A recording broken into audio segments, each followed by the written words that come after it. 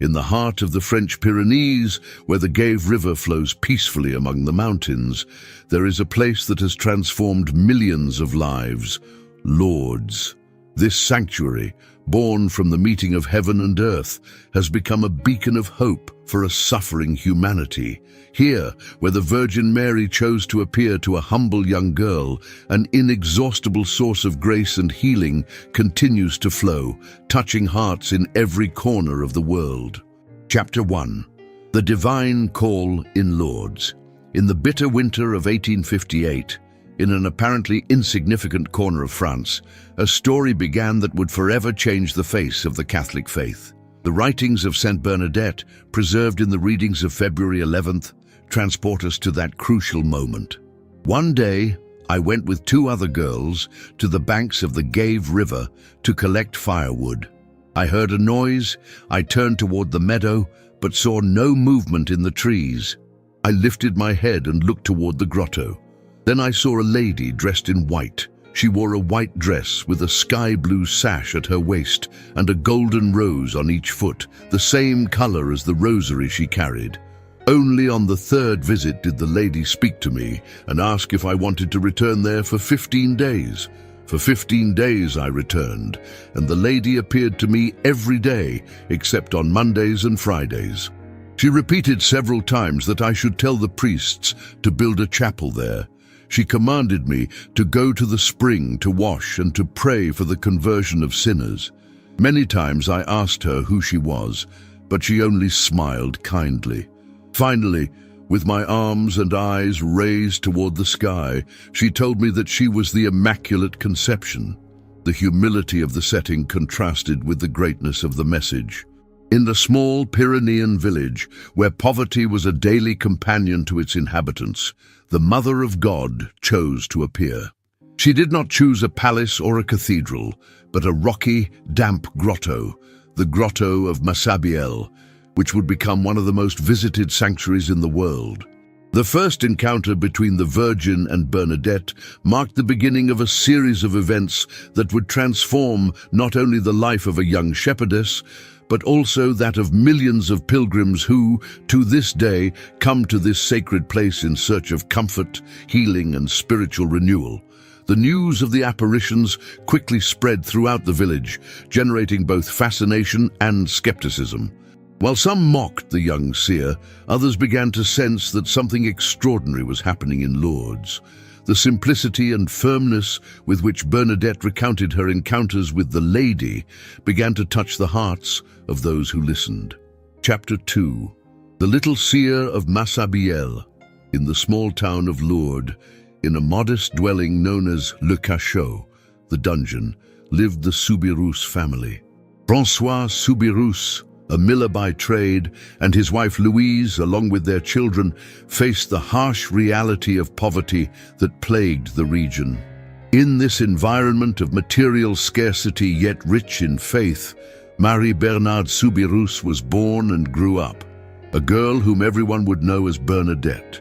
Life in Lourdes during the 19th century was especially hard for working families. Industrialization was only just beginning to reach this remote Pyrenean region, and most of its inhabitants subsisted on the bare minimum. The Soubirous family was no exception. They had gone from owning a prosperous mill to living in an old abandoned prison, converted into their final home after a series of economic setbacks. Bernadette, the eldest of 9 siblings, experienced privations and suffering from an early age.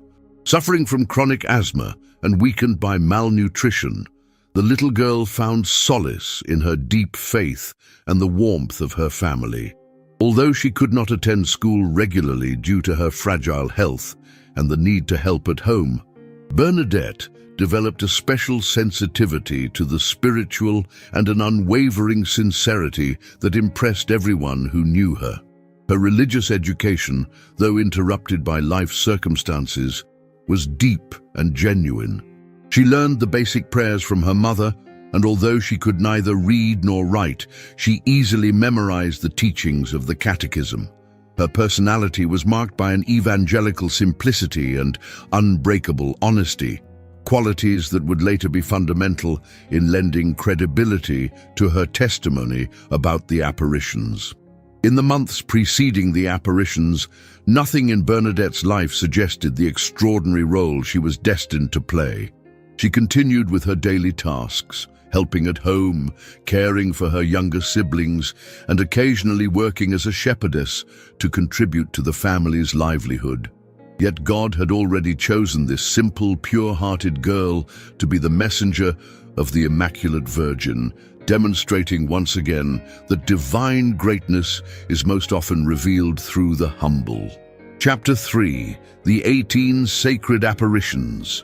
The cycle of Marian apparitions in Lourdes began on February 11th, 1858, on a cold, overcast Thursday that would forever be etched in the history of the Church. Over the following 5 months, the Virgin Mary appeared 18 times to Bernadette Soubirous in the grotto of Massabielle. Each apparition followed a similar pattern. Bernadette would arrive at the grotto, kneel down, take out her rosary, and in the midst of her prayer, her face would transform as she beheld the celestial presence visible only to her. The encounters between the Virgin and Bernadette were characterized by maternal intimacy and profound reverence. The Lady, as Bernadette initially called her, appeared in a natural niche in the rock, dressed in white with a sky-blue sash and a golden rose on each foot. During these apparitions, Bernadette's expression would be transfigured in such a way that the witnesses, unable to see the Virgin, were deeply impressed by the supernatural transformation they observed on the young girl's face. The crowds coming to the grotto grew day by day. What began with a few local curious onlookers soon turned into a manifestation of faith that drew thousands of people. During her ecstasies, Bernadette performed gestures that seemed incomprehensible to those present. She kissed the ground as an act of penance, drank and washed herself with muddy water from a spot where later a crystalline spring would burst forth, and lit a blessed candle that she held in her hands while conversing with the apparition. The reaction of both civil and ecclesiastical authorities ranged from initial skepticism to gradual acceptance. The police repeatedly interrogated Bernadette, doctors examined her, and clergymen subjected her to detailed questioning. Yet, the young girl steadfastly maintained her testimony, responding with a simplicity and coherence that left her interrogators baffled. Neither threats nor promises of reward could alter her account of the events. The last apparition took place on July 16, 1858, the feast day of Our Lady of Mount Carmel. On that occasion, Bernadette stated that the Virgin appeared more beautiful than ever, although she did not utter a single word. This silent farewell marked the end of an extraordinary cycle of celestial manifestations that would transform not only the life of a small French town, but also that of millions of pilgrims in the centuries to come. The authenticity of these apparitions, confirmed by the Church 4 years later, was supported not only by Bernadette's unwavering testimony, but also by the abundant spiritual fruits and miracles that began to manifest in Lourdes. Chapter 4. The Message of Conversion. At the heart of the apparitions in Lourdes, the Virgin Mary conveyed a fundamental message that would resonate through the ages: the call to the conversion of sinners. This message was not new in the history of salvation, but in Lourdes it took on a particular dimension, manifesting through 3 main elements that the Lady asked of Bernadette: prayer, penance, and the symbolic act of drinking and washing in the spring that would miraculously burst forth. The call to prayer was especially embodied in the recitation of the Holy Rosary.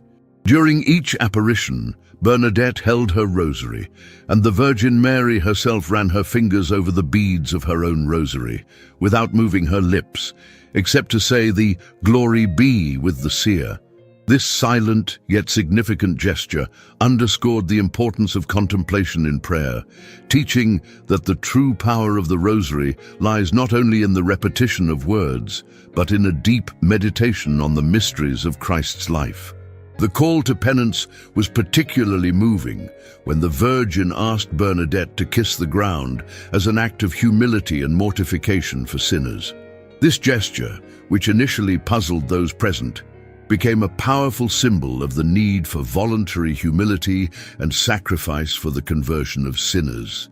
The lady repeated several times, "Penance, penance, penance," words that would resonate in the hearts of millions of pilgrims in the years to come.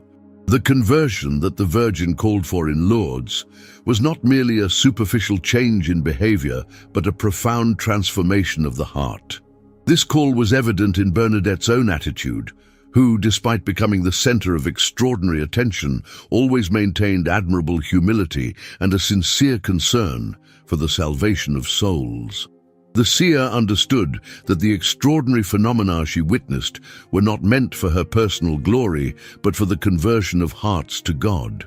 The impact of this message of conversion extended far beyond the limits of Lourdes and its time. To this day, pilgrims coming to the sanctuary find in it a privileged place for the sacrament of reconciliation. The long lines at confessionals and the numerous conversions that occur in Lourdes stand as testimony to the enduring power of the Virgin's original message.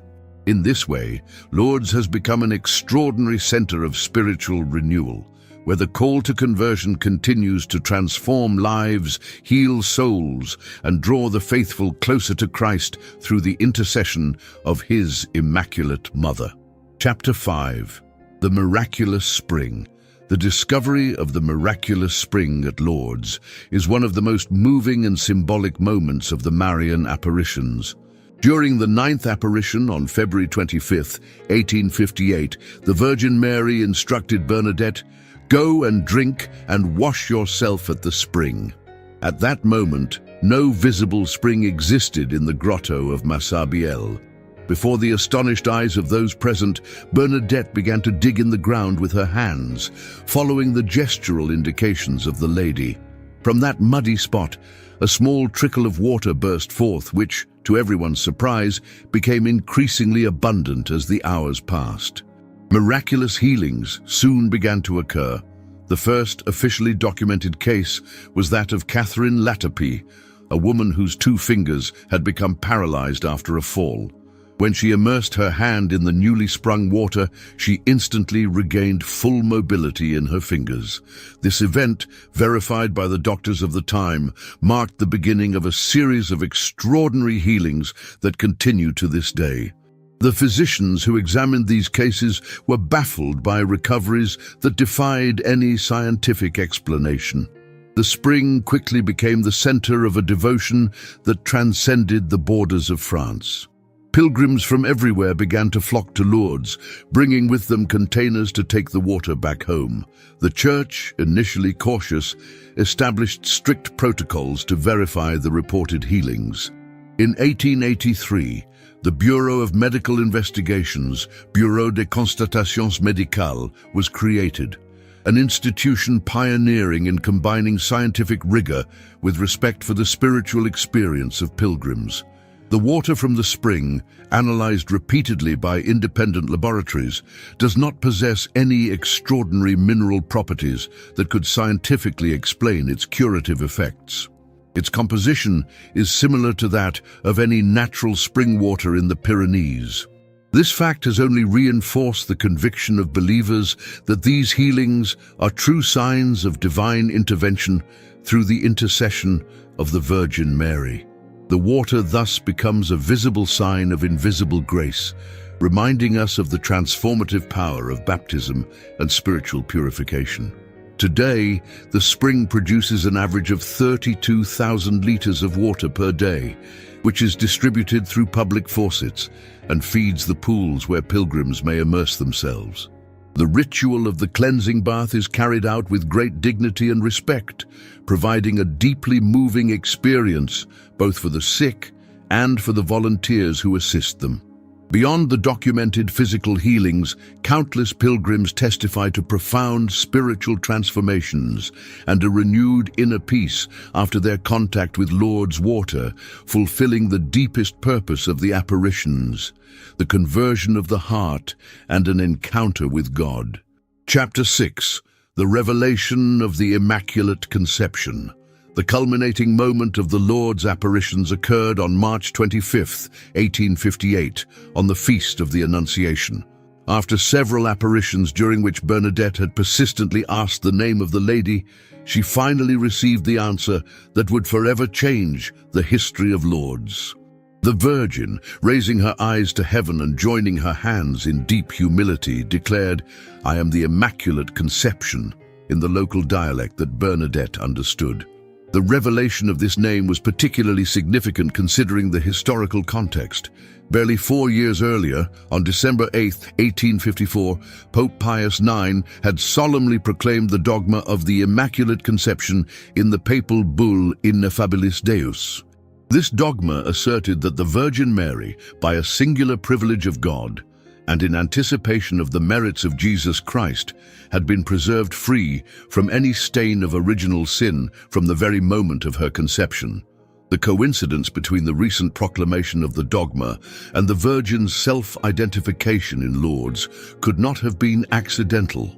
What was most surprising about this event was that Bernadette, a young illiterate girl who had barely completed her basic catechism, could not understand the meaning of the words she had just heard.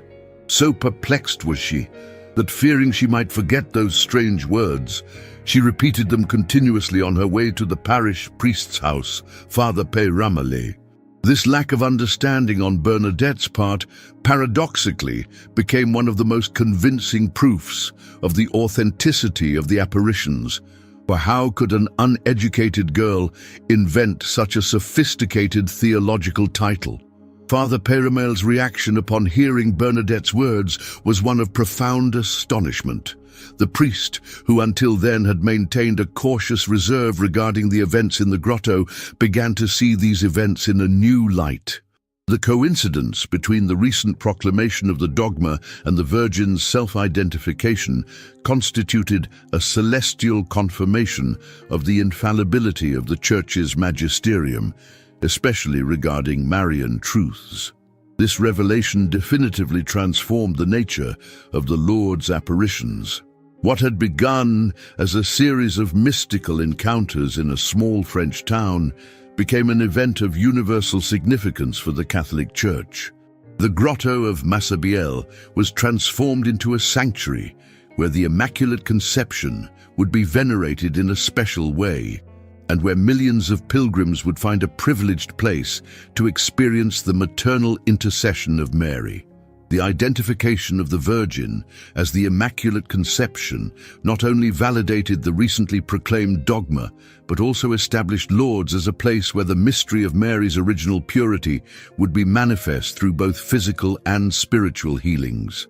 Chapter 7. The Construction of the Sanctuary. The construction of the Sanctuary of Lourdes began to take shape as a direct response to the command that the Virgin Mary had given to Bernadette. "Go and tell the priests to build a chapel here." This message, repeated several times during the apparitions, initially met with resistance from the local parish priest, Father Peyramale, who demanded concrete evidence of the apparition's authenticity. However, after the revelation of the Virgin's name and the first documented miracles, the construction project began to take shape under the Church's supervision. The first construction works started in 1862 after Monsignor Lawrence, Bishop of Tarbes, published the pastoral letter officially recognizing the apparitions. The first structure built was the crypt, a subterranean church erected directly upon the rock of Massabielle. This choice was not accidental. It symbolized the desire to build God's house upon the very rock where the Virgin had appeared. The crypt was consecrated in 1866, marking the beginning of a series of architectural projects that would completely transform the landscape of Lourdes. The construction of the Basilica of the Immaculate Conception, also known as the Upper Basilica, began immediately afterward. This neo-Gothic church, with its elegant spire reaching toward the sky, became the most recognizable symbol of the sanctuary. As the number of pilgrims increased exponentially, the need for larger spaces became apparent. Thus, in 1871, the construction of the Basilica of the Rosary was initiated, a church in a Romanesque Byzantine style located beneath the upper basilica. Its Greek cross plan decorated with 15 chapels dedicated to the mysteries of the Rosary. The development of the sanctuary continued throughout the 20th century, with the construction of the Basilica of Saint Pius X, an underground structure that was revolutionary for its time. Inaugurated in 1958, on the centenary of the apparitions, this basilica can accommodate 25,000 people and represents a unique example of modern architecture in the service of faith. Its design, in the form of an inverted ellipse partially buried underground, allows large crowds to participate in liturgical celebrations while maintaining the spiritual intimacy that characterizes Lourdes. Today, the Sanctuary of Lourdes covers 52 hectares and includes 3 basilicas, the Grotto of the Apparitions, the bathing pools, various prayer and reception areas, and extensive green spaces for reflection and contemplation. The layout of these different structures is not random. Everything has been designed to facilitate the flow of pilgrims and create an atmosphere conducive to prayer and meeting with God. The sanctuary receives millions of visitors from around the world each year, making it one of the most important pilgrimage centers in Christendom, where the original vision of a small chapel has transformed into a monumental testimony of faith and Marian devotion. Chapter 8. The Miracles of Lourdes. The miracles of Lourdes are among the most extraordinary testimonies to divine intervention in modern history. Since the first officially documented miraculous healing in 1858, the sanctuary has witnessed thousands of cases of inexplicable recoveries, of which 70 have been officially recognized by the Catholic Church as authentic miracles.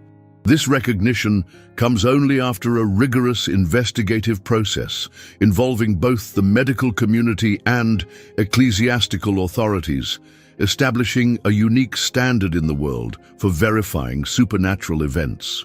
The process of verifying a miracle at Lourdes is extremely meticulous and scientific. It all begins at the Bureau of Medical Investigations, where physicians from various specialties and beliefs examine each reported case. For a healing to be considered medically inexplicable, strict criteria must be met. The disease must be serious and organic, with a confirmed diagnosis. The healing must be instantaneous or sudden, with no period of convalescence. It must be complete and definitive, with no relapse, and it must remain inexplicable according to current scientific knowledge. Only after the International Medical Committee of Lourdes confirms these criteria is the case submitted to the evaluation of the ecclesiastical authorities. Among the most notable miracles is the case of Gabriel Gargam, which occurred in 1901. Gargam, a French postal worker, had become paralyzed and was virtually at death's door after a severe railway accident. After spending 2 years bedridden, unable to feed himself normally, and being declared incurable by doctors, he was taken to Lourdes against his will, for he was an agnostic. During a blessing with the Blessed Sacrament, he experienced an instantaneous healing. He got up, walked, and fully recovered all his bodily functions. His case is exhaustively documented, including medical reports from before and after the healing, as well as a follow-up of his health for the next 50 years, for he lived until the age of 83.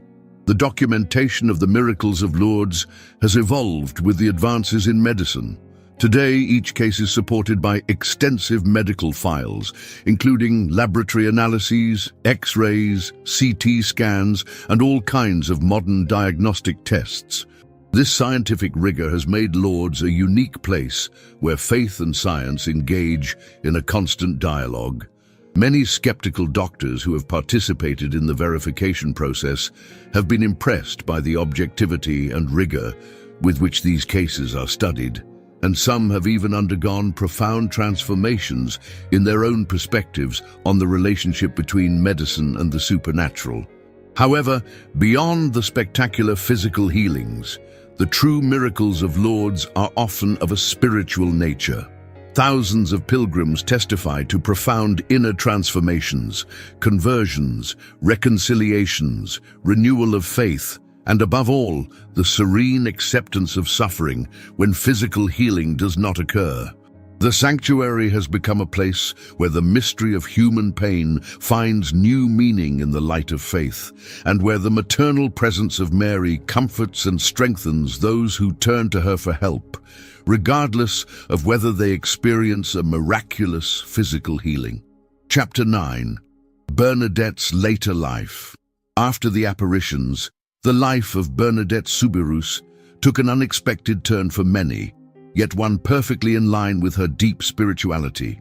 Far from seeking the fame or recognition that her role as the Virgin's seer might have brought her, Bernadette chose a path of silence and contemplation. In 1866, at the age of 22, she entered the convent of the Sisters of Charity of Nevers, where she became known as Sister Marie Bernard. This decision was not an escape from the world, but the answer to a genuine vocation that had matured in her heart in the years following the apparitions. Bernadette's convent life in Nevers was marked by physical suffering and spiritual trials. She suffered from chronic asthma, bone tuberculosis, and a tumor in her knee that caused her intense pain. Yet she bore these hardships with admirable serenity, even saying, "The Virgin promised me that she would make me happy, not in this world, but in the next." During her years in the convent, she performed various tasks as her health allowed, serving as a nursing aide, a sacristan, and when her condition worsened, devoting herself to embroidery and constant prayer for sinners. Bernadette's humility was especially evident when the sisters or visitors asked her to speak of the apparitions. She responded with simplicity and precision, adding nothing to or omitting any detail of her original testimony, and quickly steered the conversation toward more everyday topics. Her superior, Mother Vauzou, who had initially been skeptical and stern with her, eventually came to recognize the authenticity of her virtue. The Seer of Lourdes became a living example of how God's grace can manifest in the simplest, most devoted life. On April 16, 1879, at the age of 35, Bernadette passed away, meeting the lady who had smiled at her in the grotto of Massabielle. Her last words were a prayer to Mary, "Holy Mary, Mother of God, pray for me, a poor sinner."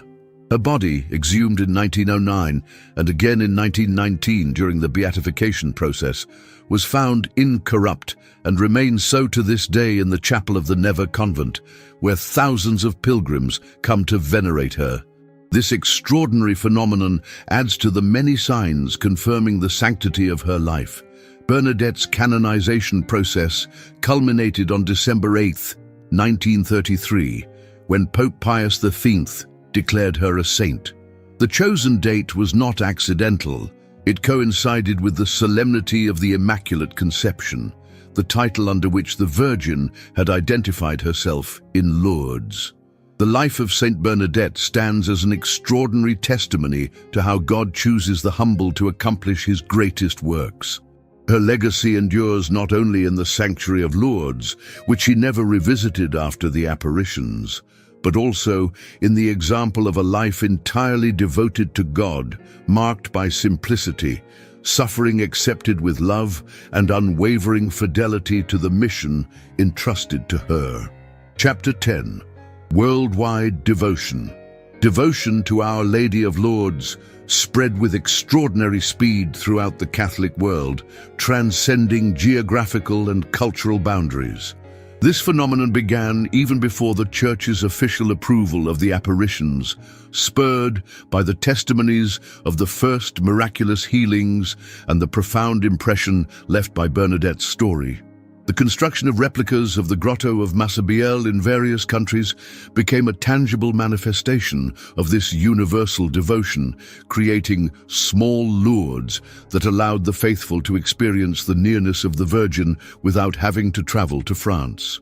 International pilgrimages to Lourdes began to be systematically organized by the late 19th century, facilitated by the development of the railways in Europe. The first large organized groups came from neighboring countries such as Spain, Italy, and Belgium. But soon pilgrims from as far away as America, Asia, and Africa began to arrive. The creation of the Hospitalities of Lourdes in different countries established an international network of volunteers dedicated to facilitating these pilgrimages, especially for the sick and disabled. These organizations, which continue to operate today, are a living testimony to the spirit of service and charity that characterizes devotion to Our Lady of Lourdes. The cultural impact of Lourdes also manifested in the proliferation of artistic, literary, and musical works inspired by the apparitions. Numerous writers, musicians, and visual artists found in the story of Lourdes an inexhaustible source of inspiration. Representations of the Virgin of Lourdes with her characteristic white dress and blue sash became one of the most recognizable Marian images in the world. Modern media, from cinema to the internet, have helped keep the story of Lourdes alive and accessible to new generations, adapting devotional forms to contemporary times. The universality of devotion to Our Lady of Lourdes is reflected in the diversity of pilgrims who visit the sanctuary. On any given day, one can hear prayers in dozens of different languages, see groups of pilgrims in their traditional attire, and witness expressions of faith that combine universal Catholic tradition with local cultural elements. This diversity not only enriches the pilgrimage experience, but also demonstrates how the message of Lourdes, the call to conversion, prayer, and penance, resonates across all cultures and human conditions. A particularly significant aspect of worldwide devotion to Our Lady of Lourdes is its impact on caring for the sick and suffering. Hospitals, clinics, and health centers around the world bear the name of Our Lady of Lourdes, combining modern medical care with the spiritual dimension of caring for the ill. The annual celebration of World Day of the Sick, instituted by Pope John Paul II and symbolically set on February 11th, the anniversary of the first apparition in Lourdes, has reinforced this link between Marian devotion and the Church's ministry of healing. Thus, in the 21st century, Lourdes remains a beacon of hope and a testimony to the maternal presence of Mary in the life of the Universal Church. Concluding chapter, The Eternal Legacy of Lourdes. The message of Lourdes, which began in the humble grotto of Massabielle more than 160 years ago, continues to resonate with extraordinary force in the heart of the Church and the world. Through a poor, illiterate young girl, the Virgin Mary transmitted a universal message of hope, healing, and conversion that transcends time and cultures. The story of Lourdes is a living testimony to how God chooses the small and humble to manifest His greatness. The sanctuary of Lourdes has become a place where heaven and earth tangibly meet. In its miraculous waters, in the silence of the grotto, in processions illuminated by thousands of candles, and in Eucharistic celebrations, millions of pilgrims have found and continue to find comfort, peace, and spiritual renewal. It is a place where the sick are treated with special dignity, where volunteers learn the true meaning of Christian service, and where miracles, both physical and spiritual, continue to occur. The testimony of Saint Bernadette, in its simplicity and authenticity, remains a model of fidelity and dedication. Her life after the apparitions, marked by physical suffering, yet also by deep inner peace, teaches us that true happiness does not lie in earthly glories, but in the faithful response to God's call. Her incorrupt body, preserved in nevers, stands as a permanent sign of the truth of her testimony and of God's special favor toward the humble. Devotion to Our Lady of Lourdes has transcended all borders, becoming a truly universal phenomenon in the Catholic faith. The replicas of the grotto scattered around the world, international pilgrimages, and the dedication of countless health institutions to the Virgin of Lourdes testify to the enduring relevance of her message in today's world. In a world marked by materialism, individualism, and the loss of the sacred, Lourdes remains a beacon of hope and a reminder of the spiritual realities that give true meaning to our existence. The call to conversion, prayer, and penance that the Virgin transmitted to Bernadette is as urgent and necessary today as it was in 1858. Lourdes reminds us that, even in the midst of our illnesses and suffering, we have a Heavenly Mother who intercedes for us and guides us to her Son, the source of all healing and salvation. Prayer to Our Lady of Lourdes. Under your protection we seek refuge, Immaculate Virgin of Lourdes, who are the perfect model of creation according to God's original plan. On this day, we entrust to you the sick, the elderly, and the lonely. Ease their suffering, dry their tears, and grant each the strength necessary to carry out the will of God. Be the shelter for all who, day after day, alleviate the suffering of these brothers and sisters, and help us grow in the knowledge of Christ, who, with his death and resurrection, conquered the power of evil and death.